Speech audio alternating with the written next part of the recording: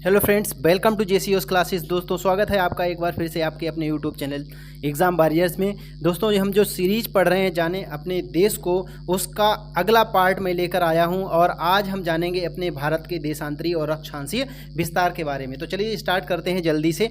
हमारे देश का ये जो मैप है, इस मैप में हम अपने भारत को देख सकते हैं। तो हम बात करते हैं भारत के अक्षांशीय विस्तार की। तो इससे पहले के वीडियो में हमने पढ़ा था कि जो अक्षांश रेखाएं होती हैं वो कौन सी होती हैं, वो पूरब से पश्चिम के लिए खींची जाती हैं, और देशांतरीय रेखाएं जो होती हैं वो उत्तरी ध्रुव से दक्षिणी ध्रुव की ओर खींची जाती हैं। अगर आपको अक्षांशीय और देशांतरीय रेखाओं में फ़र्क नहीं पता है तो नीचे डिस्क्रिप्शन में एक लिंक दिया हुआ है, उस लिंक पर जाकर आप पिछला वीडियो देख लीजिए जो पार्ट 1 है, उसके बाद ये देखिए तो आपको और आसानी से समझ में आएगा। तो चलिए शुरू करते हैं कि हमारे भारत का जो अक्षांशीय विस्तार है वो कहाँ से शुरू होता है।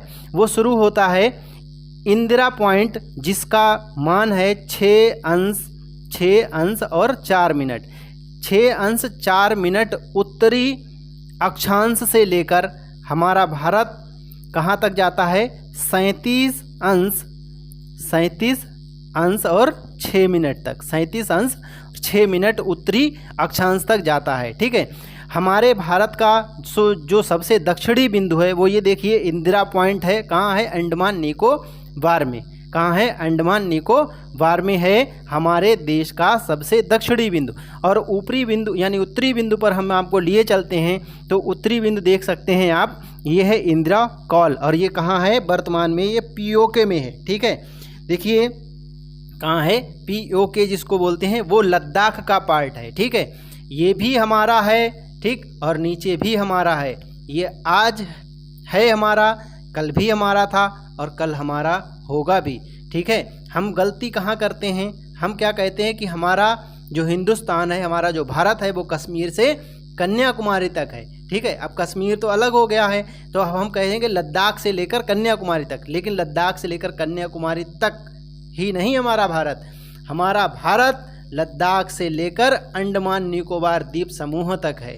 ठीक है, तो आज के बाद कभी भी आप लोग ये ना कहें कि हमारा भारत कन्याकुमारी तक है। कन्याकुमारी तक तो है ही है, इसके बाद हमारा भारत कहाँ तक है, ये देख रहे हैं, इंदिरा पॉइंट तक है। हमारा भारत इंदिरा पॉइंट तक है, अंडमान निकोबार द्वीप समूह और लक्षद्वीप भी हमारे भारत का पार्ट है। तो इसको भी ना भूलें, इस चीज़ को भी याद रखें। ठीक है, क्योंकि अगर हम ही अपनी चीज़ को छोड़ देंगे तो दूसरा हमें क्यों देगा।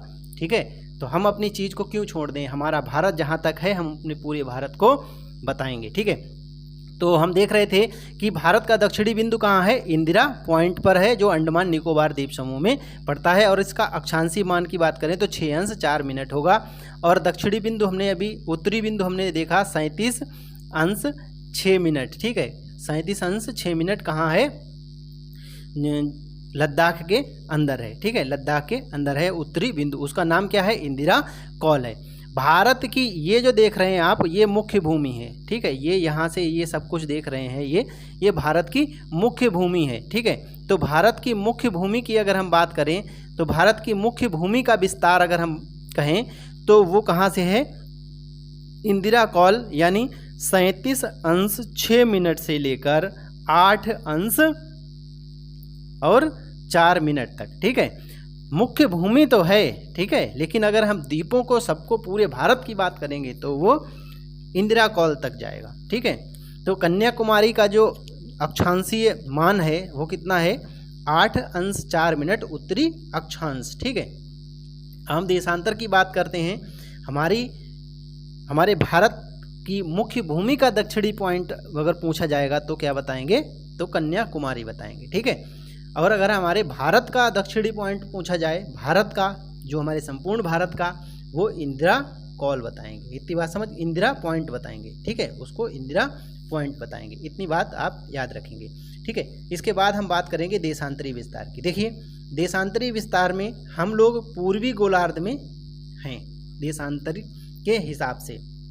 ठीक है, तो पूर्वी देशांतर में हम लोग आते हैं तो हमारा, अगर हम भारत के पश्चिमी बिंदु की बात करें तो वो कहाँ पड़ता है, गुजरात में। क्या नाम है, गौरमोता नाम है उसका।